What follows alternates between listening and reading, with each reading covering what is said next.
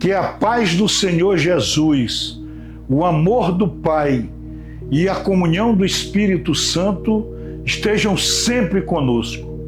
Nós vamos hoje falar do apóstolo Paulo. No vídeo anterior, nós falamos da cátedra de Pedro. Falamos de muitas coisas a respeito do apóstolo Pedro.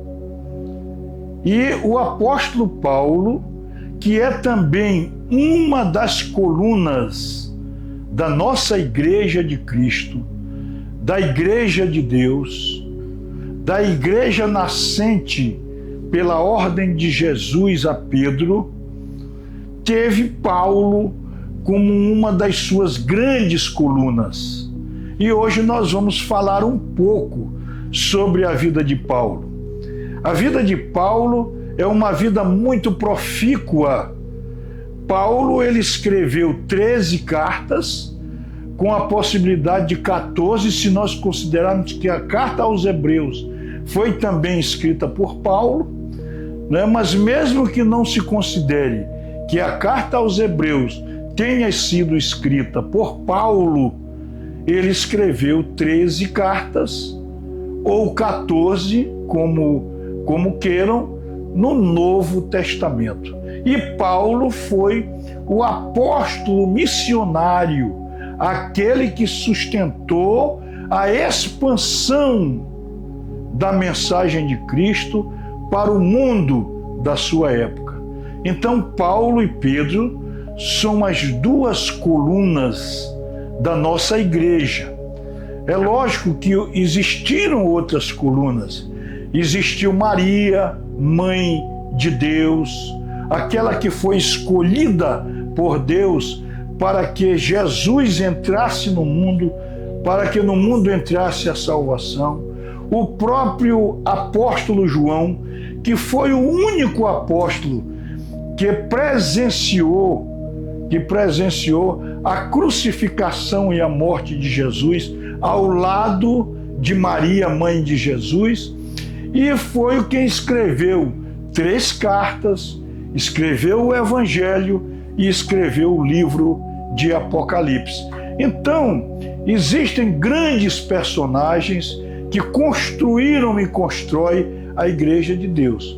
Mas nós já falamos de Pedro, que foi o primeiro Papa, o primeiro pai da Igreja, aquele que Jesus Cristo escolheu pessoalmente para comandar, para ser o grande responsável da Igreja de Deus. E logo após a ressurreição de Jesus, que ele subiu para os céus, ele, um ano depois, no ano seguinte, Jesus morreu no ano 33. Provavelmente no ano 34, logo após o martírio do primeiro mártir da história da igreja, que foi Estevão. O martírio de Estevão, ele é anunciado nos Atos dos Apóstolos, capítulo 7, versículos de 54 a 60, e no capítulo 8, de 1 a 3. Então, Atos dos Apóstolos narra a morte por apedrejamento de Estevão, e Paulo estava presente. Paulo foi de acordo, apoiou o martírio de Estevão, que foi o nosso primeiro mártir. E é importante na história da igreja que nós olhemos com muita atenção, com muita responsabilidade, com muita fé para a vida dos mártires, porque a vida dos mártires, ela precede ou ela é contemporânea ao nascimento de uma nova realidade da Igreja de Cristo, que são os santos, aqueles que são exemplos de imitadores de Cristo e que sustentaram a bandeira da fé cristã de uma forma exemplar. Então, após o martírio de Estevão, o apóstolo Paulo vai, que na época não era apóstolo, como um judeu convicto, recebeu cartas do Sinédrio para ir a Damasco perseguir os cristãos. Ou seja, ali ainda, nos anos 30 a 34, os cristãos tinham uma intensa perseguição, tanto dos romanos como dos judeus. Você vê que a nossa igreja, a Igreja de Cristo, ela nasce exatamente da perseguição, do sofrimento, né? Mas é uma igreja que prega a esperança, é uma igreja que redime a humanidade, é uma igreja que garante a salvação, garante o paraíso para todos aqueles que perseverarem na busca de Deus e no exemplo marcante de nosso Senhor Jesus Cristo. Então, com a carta em mãos, Paulo se dirige provavelmente no ano 34 para Damasco. E esta carta lhe autorizava prender e perseguir os cristãos. Na estrada de Damasco, diz a palavra de Deus em Atos dos Apóstolos, e aqui nós vamos pontuar que é o capítulo 9 do Atos dos Apóstolos, versículos 3 e seguintes. Paulo, quando já está próximo a Damasco, ele é interceptado, né? Sobre ele um facho de luz que o deixou inclusive cego, o ilumina com uma voz, e aqui é um mistério, uma voz que diz: Saulo, Saulo, por que me persegue? Né? E Saulo pergunta quem é, e aquele personagem que é Jesus Cristo vivo, porque Jesus é vida, Jesus é salvação, Jesus é bondade, Jesus é amor, Jesus é tudo de bom na nossa vida e na vida de todos aqueles, mesmo aqueles que não acreditam nele. Até, por exemplo, aqueles que rejeitaram Jesus e que ainda rejeitam Jesus, Jesus é amor na vida de todas as pessoas. Então, Jesus diz para Pedro, para Paulo, melhor dizendo: Paulo, por que me persegues? Então Paulo, depois daquilo, ele fica cego e vai para Damasco. O próprio Jesus entra numa comunicação com Paulo e também com Ananias, lá em Damasco, que era um cristão, um seguidor de Jesus, e lá, conforme narra o Atos dos Apóstolos, no capítulo 9, Paulo recebe a visita de Ananias, a sua cegueira passa, cai escama dos seus olhos, aquelas que lhe cegavam, ele é batizado e ali começa a sua conversão. Paulo passou de um judeu convicto, perseguidor dos cristãos, para ser uma pessoa a serviço do reino de Deus, a fazer aquilo que Jesus Cristo, Filho, o Salvador, lhe determinara. Então, após o batismo, diz a palavra de Deus, após o batismo, nós vamos ver aqui qual é a trajetória de Paulo. Após o batismo, ele vai para a Síria. Diz a palavra de Deus que ele vai, ou melhor dizendo, ele vai para a Arábia. E ele passa 3 anos no deserto. Ninguém sabe nada sobre Paulo, mas é como se ele tivesse feito um retiro. Paulo passa 3 anos na Arábia e isto aqui é narrado no livro de Gálatas, na carta aos Gálatas, capítulo 1, versículos 17 e 18, e em Atos dos Apóstolos 22, versículos 3. Então ele vai para a Arábia, passa 3 anos. Após 3 anos, ele volta para Damasco, e quando ele sai de Damasco para Jerusalém, ele é retirado num cesto pelas muralhas da cidade para não ser morto, porque os cristãos ainda não aceitavam Paulo como apóstolo de Jesus, porque ele tinha uma vida inteira de perseguição aos cristãos.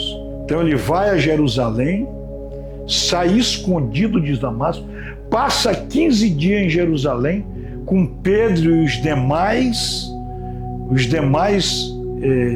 cristãos, e passa uns 15 dias. Também o ambiente para ele não é um ambiente favorável, porque as pessoas não acreditavam na sua conversão, não acreditavam que ele se tornasse o apóstolo de Cristo que ele foi. E de lá ele viaja para a região da Síria e da Cilícia, que é a região de Tarso. Ele passa 10 anos em Tarso, sua cidade. Os 3 anos que ele passou na Arábia, no deserto, e os 10 anos que ele passa em Tarso, são 13 anos depois da sua conversão. Então ele só vai realmente iniciar a sua vida de apóstolo atuante da igreja militante de Jesus quando o Barnabé vai a Tarso buscá-lo, o leva para Antioquia, e ele faz então a sua primeira viagem apostólica com Marcos, João Marcos, o Marcos, que é evangelista, e Barnabé. E depois, num determinado momento da viagem, Marcos desiste, então ele faz a sua primeira viagem. E nessa primeira viagem, ele é como se fosse um auxiliar de Barnabé. E no curso da viagem, com a sua pregação, com o seu modo de ser, é que ele passa a ser o responsável, aquele habilitado para ser o missionário de Jesus, o missionário do cristianismo.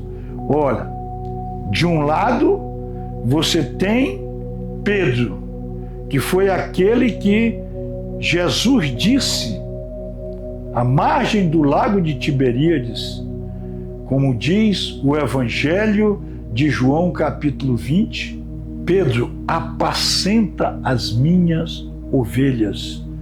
Ali, Jesus coloca Pedro como o maior pastor, aquele que é o primeiro papa, o primeiro comandante da igreja, a igreja que tem um que é o maior para conduzir o rebanho, o pastor, o maior pastor, aquele que é condutor das ovelhas.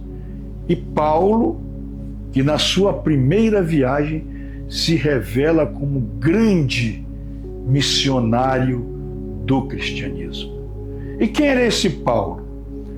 Paulo nasceu em Tarso, provavelmente entre os anos 5 e 10 depois de Cristo. Então Paulo era mais novo do que Jesus, 5 ou 10 anos no máximo, né? Então Jesus morreu com 33 anos Então Paulo deveria ter 23. Ou deveria ter 28. Se ele nasceu em 5, ele tinha 28 com a morte de Jesus. E teria 23 se ele nasceu 10, porque não se tem a data definida de quando Paulo nasceu. O certo é que ele nasceu logo ali depois de Jesus. Jesus nasceu no ano 0, Paulo deve ter nascido no ano 5, lá em Tarso. E Paulo, ou Saulo, nasceu em Tarso, ele era judeu. A família dele era uma família de judeus, os judeus dispersos, porque após a perseguição aos judeus, muitos judeus se dispersaram e a família dele se localizou em Tarso. Ele era da tribo de Benjamim, da mesma tribo do rei Saul.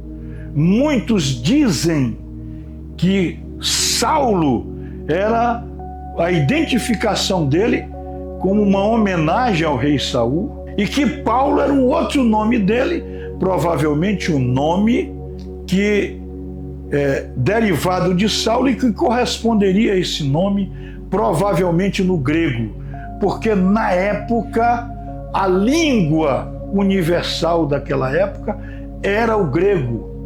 Então Saulo deveria ser o nome mais interno da família, mais entre os judeus, e Paulo era um nome comum. O certo é que Paulo era também conhecido como Saulo, Saulo era conhecido como Paulo.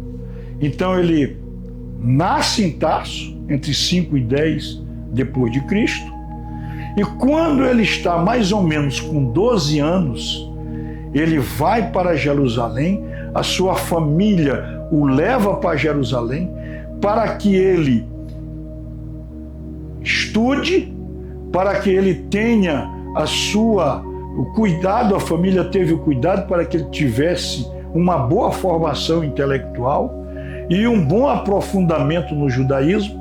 E chegando em Jerusalém, eles escolhem Gamaliel, que era um dos sábios entre os judeus, para ser o seu mestre. Gamaliel era um mestre muito respeitado, um intelectual que morava em Jerusalém e que cuidou dos estudos de Paulo. Muito bem, como nós vimos, Paulo era contemporâneo de Jesus. Não há nenhum registro na história que diga que Paulo conheceu Jesus pessoalmente. É provável que Paulo conhecesse Jesus como um homem público, porque a figura de Jesus se tornou uma grande figura popular. Todas as pessoas conheciam Jesus, conheciam a fama de Jesus.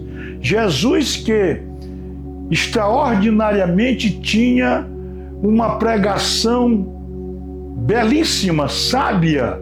Jesus com seu exemplo de vida, operando milagres. Então, certamente, Paulo deveria ter conhecimento da vida de Jesus. Porém, não há registro de que eles tivessem se conhecido pessoalmente. O certo é que durante a vida de Jesus, durante a vida pública de Jesus, Jesus escolheu 12 discípulos inicialmente e já no final da sua vida pública, quando ele envia os seus discípulos para a messe, para pregar o cristianismo, para pregar o Deus Criador, o Deus Salvador, o Deus Santificador. ele envia 72 discípulos, né? Mas eram os 12, aqueles que estavam muito próximo dele, que o acompanharam em toda a sua vida pública. Dentre eles João, Pedro e os demais, que já é do conhecimento de todos. Muito bem, então o Paulo, ele vai, então, faz a primeira viagem. Na segunda viagem ele já não vai mais com Barnabé. Houve um desentendimento entre Paulo e Barnabé, porque Barnabé queria levar Marcos e Paulo não aceitou. O certo é que nesta segunda viagem, Paulo já encontra Timóteo, Silas e faz a sua segunda viagem. Nessa segunda viagem, ele já vai à Europa. Nesta segunda viagem, ele cria uma igreja importante na Europa, no território da Grécia, em Filipos, que vem a ser a igreja predileta dele. Nós vamos ver que na história de Paulo, ele tinha uma predileção pela igreja de Filipos, né? Depois nós vamos ver que ele escreveu uma carta à igreja de Filipos, uma carta aos filipenses. Muito bem. Então, a rigor, né? Então, o grande missionário, aquele que liderou a missão da igreja na sua época, da igreja nascente, da igreja dos seus primeiros tempos, foi Paulo. Então Paulo fez 4 viagens. E todas as viagens que ele fazia foram viagens muito importantes para o cristianismo, viagens em que ele sofreu muito, viagens em que ele padeceu enormemente na sua missão de anunciar a boa nova a todos os povos. E a última viagem que ele fez foi para Roma, que foi a viagem que ele fica em Roma, né? E no ano de 67, ele é decapitado em Roma, condenado definitivamente e decapitado por ordem do imperador Nero. Mas antes disso, nós temos que destacar na vida de Paulo muitas coisas. Primeiro, a solidez da sua pregação. Paulo pregou o cristianismo, a boa nova, o evangelho, com a fidelidade que Jesus lhe dissera. Ele mesmo diz numa das suas cartas o seguinte: prego a vocês o evangelho que me foi dado por Jesus. Então o evangelho de Jesus está aqui na carta aos Gálatas, capítulo 1, versículo de 11 e 12, ele diz que o evangelho que ele recebeu esse evangelho de Jesus. Então ele foi fiel no cumprimento da sua missão, fiel a Jesus. Se tornou então aquele missionário que realmente divulgou a palavra de Deus em todas as regiões que ele pôde. Inclusive chegou à Europa. Chegou inclusive a pregar que hoje é o território da Espanha. No período que ele vai para Roma, ele tem a primeira prisão, ele se liberta da prisão, da primeira prisão, faz essa incursão. Há dados que diz que ele fez a incursão ao território da Espanha, lá na Península Ibérica, ainda não tinha Espanha.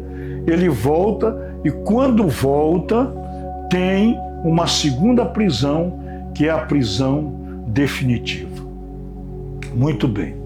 Agora, então tem esse destaque da solidez da sabedoria da pregação e da doutrina construída por Paulo, por ordem e sendo fiel ao que Jesus lhe destacara, né? Esse é um ponto. Um outro ponto é o seu deslocamento nas viagens, levando o evangelho, a boa nova a todos aqueles lugares. Nós depois, futuramente, nós vamos fazer um vídeo em que nós vamos destacar em cada ponto e a importância da pregação de Paulo em cada um desses lugares, que ele foi, inclusive, em todas as viagens, as intempéries que ele teve na viagem, os sofrimentos que ele teve nas suas viagens, e um outro ponto fundamental, que foram as cartas que ele escreveu. Então, Paulo teve uma doutrina densa em sua pregação verbal. Então, a pregação verbal de Paulo é que, na pregação verbal que ele teve, aí nasce e aí se solidifica algo que a igreja diz que é a tradição. A tradição é aquilo que não está documentado na palavra de Deus, mas é vontade de Deus, é palavra de Deus que fora, né, pregada para os povos que receberam a pregação da Boa Nova. Aí está a tradição, né? E as viagens que ele fez, levando isso aos longínquos territórios, né? Longe inclusive de Jerusalém, que era a sede, não é, do cristianismo. Foi lá que Jesus morreu, foi lá que os primeiros tempos os apóstolos ficaram, e depois eles partiram para pregar o evangelho em outros lugares, a boa nova em outros lugares. Então teve exatamente a doutrina da igreja, as viagens, o deslocamento para ir aos territórios e comunidades distantes, né?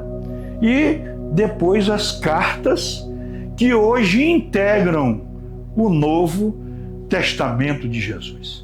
Então, o Novo Testamento, que é o testamento que foi instaurado por Jesus, que foi inaugurado por Jesus, que foi constituído por Jesus.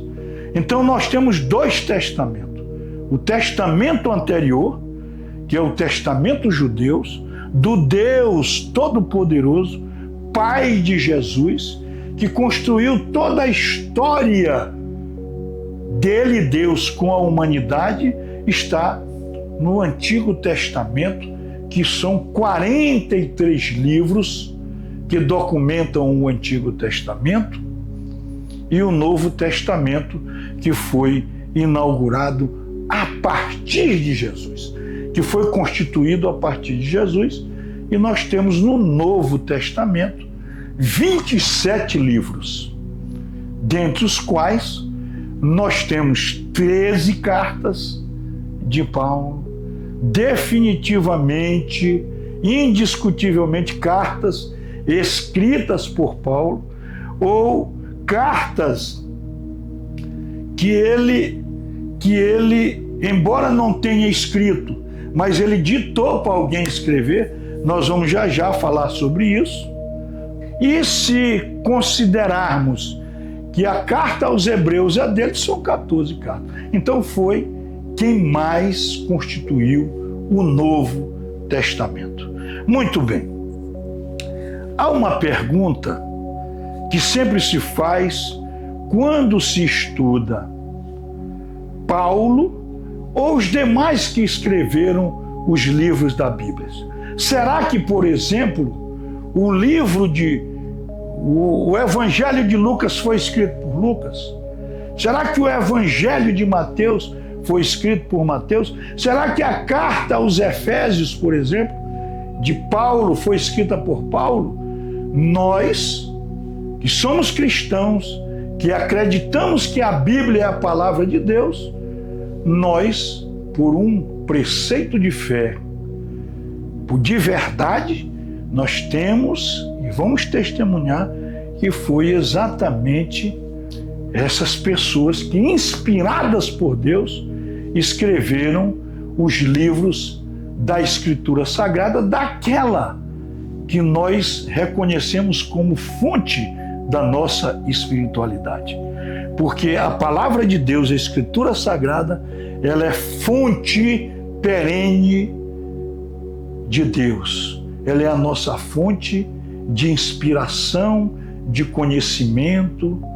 Nós vamos realizar as nossas obras de acordo com os ensinamentos da palavra.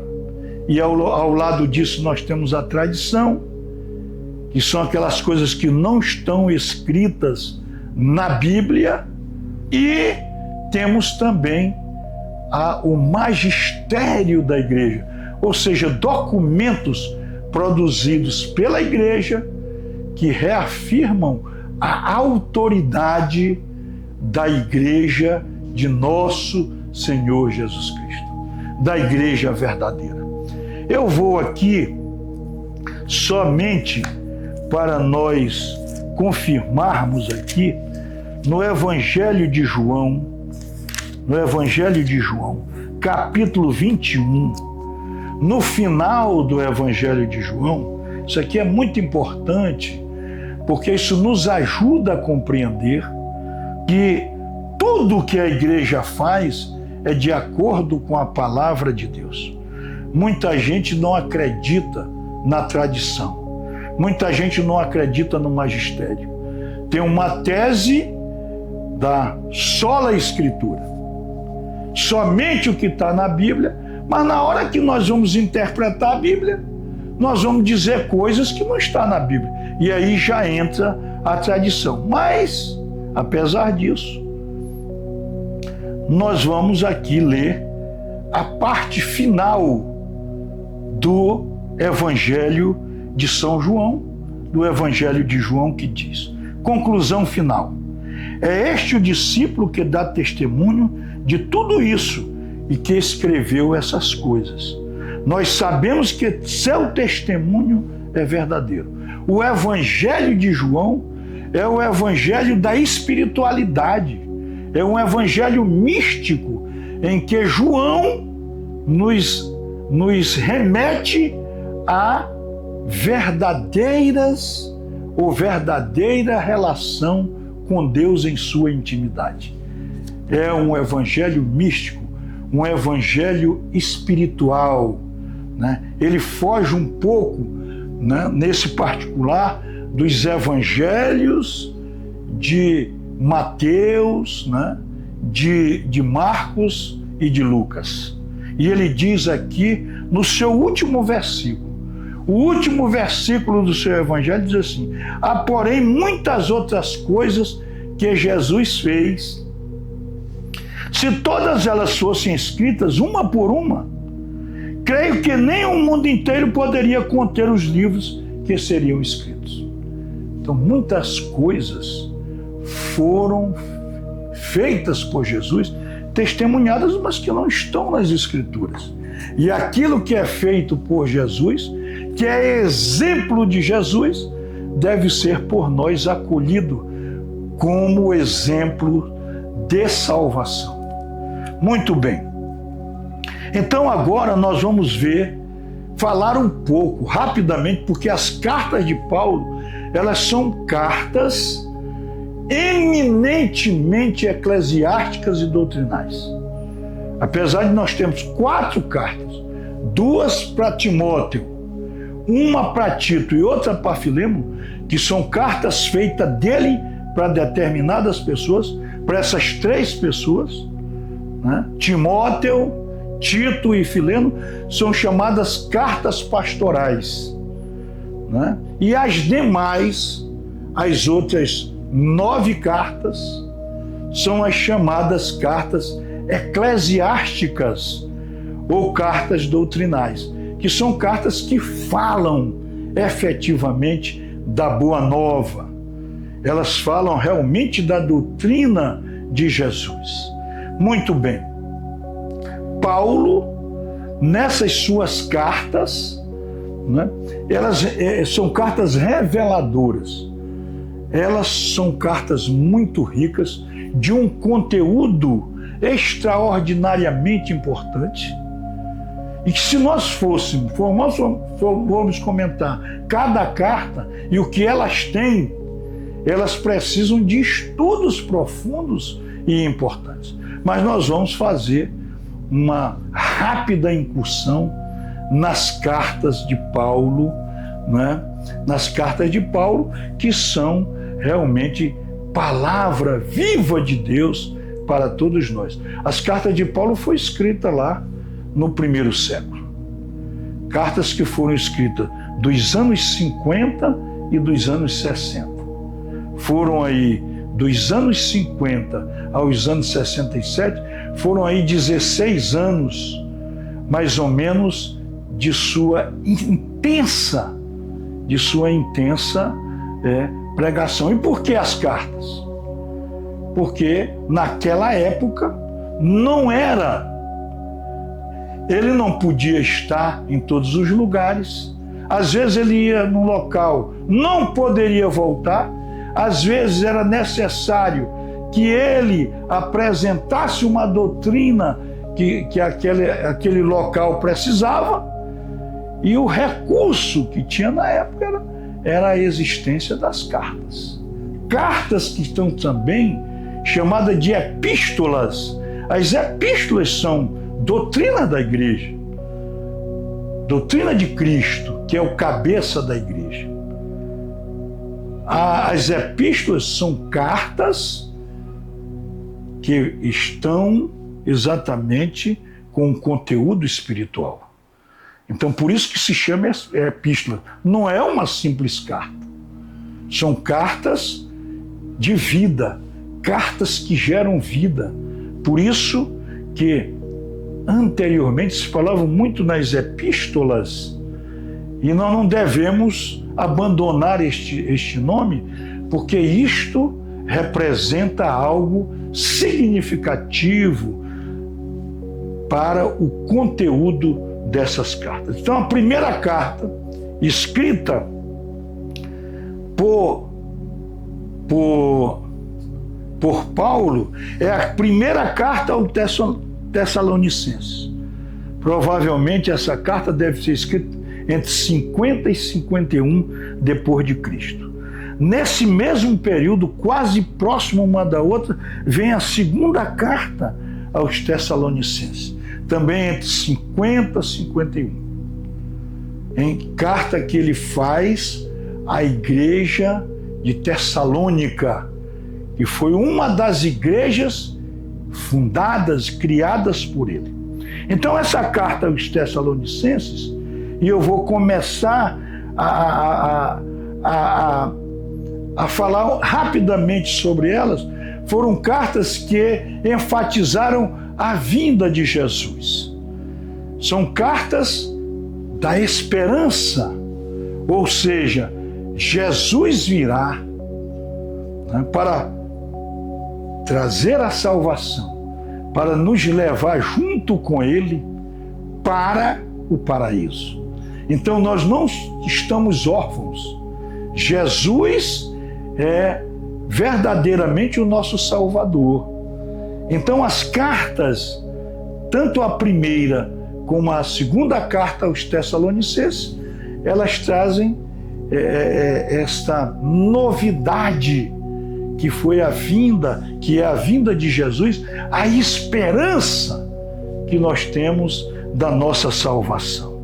E elas foram escritas exatamente na cidade, no lugar chamado Corinto. São cartas escritas em Corinto. Muito bem. Mas a sua primeira, após os Atos dos Apóstolos, que foi escrito por Lucas, o mesmo Lucas que escreveu o Evangelho, quando termina, vem as cartas de Paulo. E a primeira é a carta aos Romanos. A carta aos Romanos, que é uma carta de 16 capítulos. Essa carta, que é considerada a carta, eu diria, a carta mais importante, aquela carta que é carregada da doutrina de Deus, é considerada a carta mais importante de Paulo pelos estudiosos. Ela traz na sua essência a carta aos Romanos, que inclusive foi escrito também em Corinto, entre 55 e 56. Foi uma carta escrita também lá em Corinto, e que ela enfatiza, olha a importância da carta aos Romanos. É uma carta que trata efetivamente da salvação de Deus. Nós seremos salvos pela graça, não pela lei. Aqui reside um grande conflito com os judeus. Que os judeus são muito presos à lei. E Paulo diz na sua rica carta aos Romanos que nós somos salvos pela graça, pelo favor de Deus, e não por nós sermos obedientes à lei. Então, houve no Novo Testamento, Paulo coloca isso, que Jesus aperfeiçoa o Antigo Testamento. O Antigo Testamento é o testamento da lei, do anúncio dos profetas. O Novo Testamento de Jesus é que nós precisamos da graça de Deus para nós vivermos nos tempos e no modo que Deus quer. Então, a carta aos Romanos, que é esta carta maravilhosa, ela fala disso, ela fala do amor, ela fala da graça. Os 16 capítulos de Romanos são verdadeiras aulas, verdadeiro ditado de salvação. E a carta aos Romanos, ela é uma carta muito estudada e que nós cristãos precisamos estudar. A outra carta que vem logo em seguida é a carta aos Coríntios.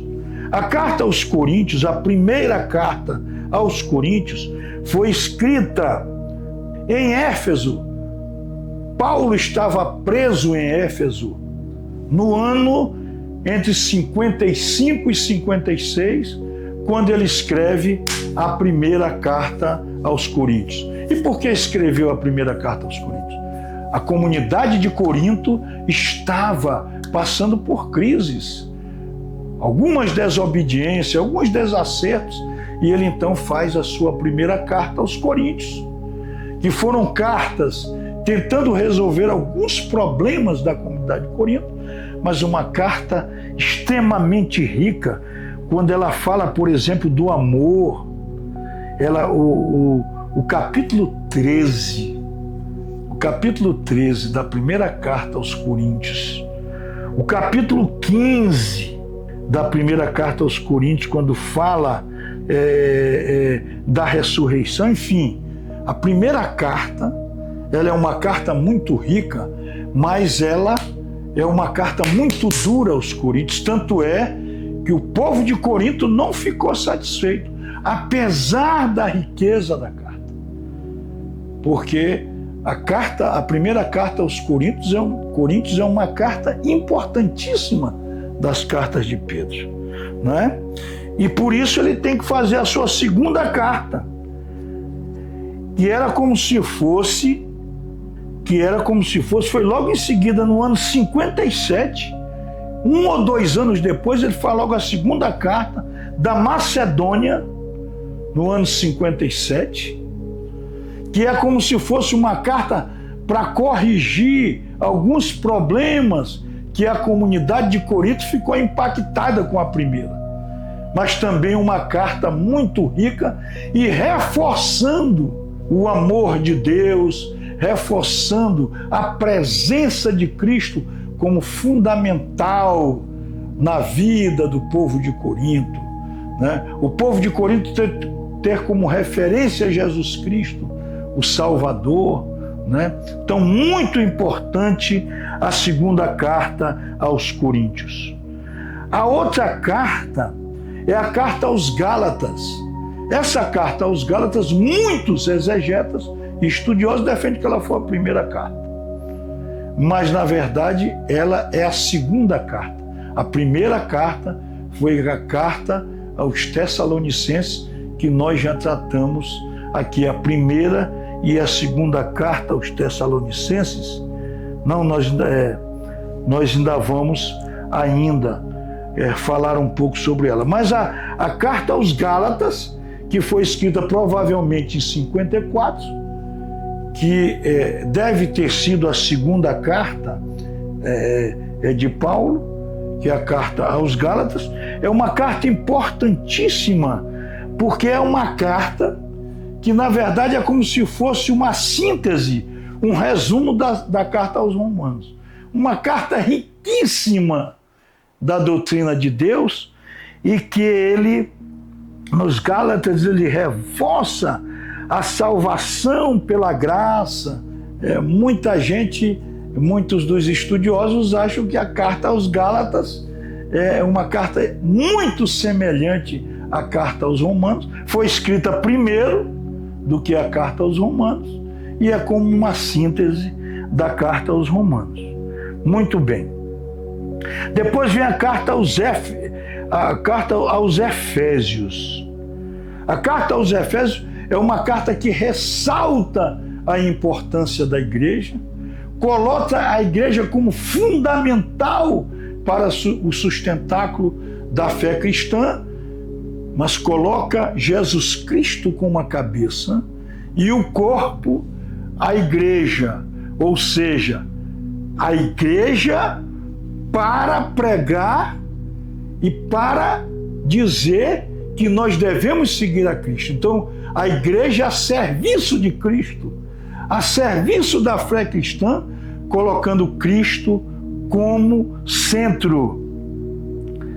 Carta aos Colossenses também diz que Cristo é o centro de toda a fé cristã e que é através dele que nós recebemos a graça.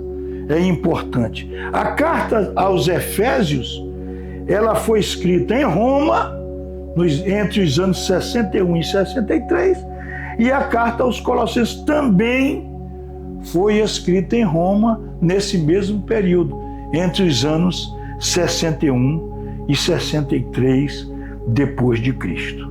Muito bem. Aí vem, já falamos da primeira carta aos Tessalonicenses, da segunda carta aos Tessalonicenses, que foram exatamente as primeiras, né? Agora vem carta aos Filipenses. Carta aos Filipenses. Como eu disse ainda há pouco, Filipo, que fica no território da Grécia, já na Europa, na segunda viagem de Paulo, ele funda a igreja de Filipe e tinha um amor muito grande pela igreja de Filipe. Ele tinha uma preferência pela igreja de Filipe. E muitas das igrejas, a igreja dos Efésios, Coríntios, não ficavam satisfeitos, com ciúme, porque Paulo tinha uma predileção pela igreja de Filipos. E o que ocorreu com isto, meu filho?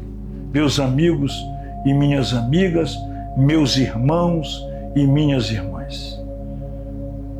A carta a Filipos foi uma carta tentando corrigir o orgulho. Os filipenses se sentiram maior do que os outros.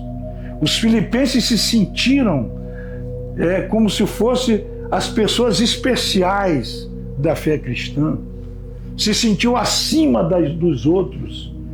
E isso era perniciosa Isso estava contrariando a fé cristã, e a carta aos Filipenses é exatamente o alerta de Paulo, né? O alerta de Paulo, né? Para a comunidade de Filipos, para que eles tivessem como modelo de vida Jesus. Jesus humilde, Jesus que se tornou escravo, Jesus que é o centro do amor, da humildade, da renúncia, né? Então esse é que é o sentido, né, da carta aos Filipenses, que foi escrita entre 61 e 62, já em Roma, quando Paulo já estava em Roma. Carta aos Filipenses. E as demais cartas são as 4 últimas cartas, né, que são chamadas cartas pastorais. A carta em que Paulo orienta Timóteo, na primeira e na segunda carta. A primeira carta ao Timóteo é escrita na Macedônia, entre 62 e 64. A primeira carta a Tito, que também é uma carta pastoral, entre 62 e 64. A segunda carta já é escrita em Roma, e a carta a Filemo, também escrita em Roma, entre 62 e 64. São cartas em que Paulo orienta Timóteo, orienta Filemo e orienta Tito para tomar algumas providências para que a igreja tenha o seu curso normal, para que os problemas das igrejas sejam resolvidos. Então são as chamadas cartas pastorais. Por exemplo, a carta a Filemo é uma carta em que Paulo tenta consertar o relacionamento de Filemo com Onésimo, em que Onésimo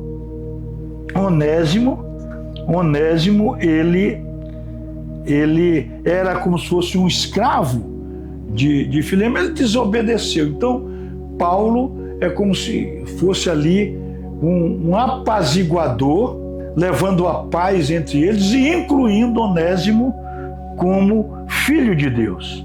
Então essas cartas são cartas importantes, porque elas são orientadoras da igreja. Então, meus irmãos e minhas irmãs, eu queria dizer da importância do apóstolo Paulo para a igreja de Cristo. A igreja de Cristo, ela tem Paulo como uma das suas colunas, uma das suas referências. E Paulo, esta pessoa, esta coluna, pela obediência à causa de Jesus. E ele morreu como mártir, por não abandonar o cristianismo. Foi executado com alegria. Vejam a importância de Paulo para o cristianismo. Eu vou ler aqui a última carta que ele escreveu, que é a carta de Paulo, né? A carta de Paulo a Timóteo, a segunda carta, que é a última carta que ele escreveu. Essa carta deve ter sido escrita em 66, já perto da sua morte, né? E que ela representa uma lição memorável, a todos nós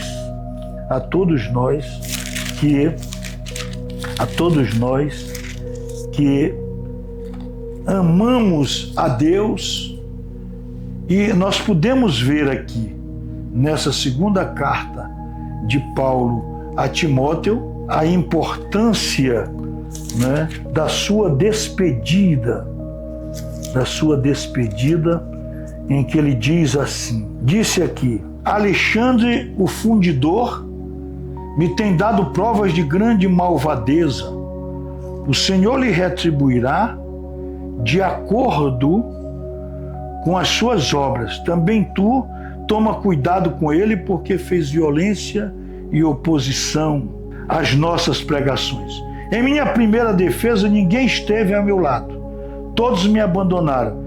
Que Deus não leve isso na devida conta. E aí ele diz, já perto de morrer, para Timóteo: mas o Senhor veio me ajudar e me deu forças para que por meio de mim se realize plenamente a pregação e todos os não-judeus a ouvissem. E fique livre da boca do leão. Fiquei livre da boca do leão. O Senhor me livrará de toda obra má, me salvará, me levará para o seu reino celeste. Ele seja dada a glória para sempre. Amém. Então, esta aqui é a última palavra, já o final da carta, da segunda carta de Paulo a Timóteo, que foi escrita, né, aí nos anos 66, a última carta em que ele reafirma a confiança, a fé na salvação de Deus e declara claramente a realização da obra de Deus. Então, meus irmãos e minhas irmãs, que a paz do Senhor Jesus, que o amor de Deus Pai e a comunhão do Espírito Santo nos ilumine, para que nós tenhamos em nossa vida a luz que teve um Paulo para nós sermos seguidores de Jesus, porque Ele é a fonte da paz, da alegria, da felicidade, do amor, da justiça, da verdade, da fé, da fraternidade, da esperança. Que Deus nos ilumine sempre. Amém.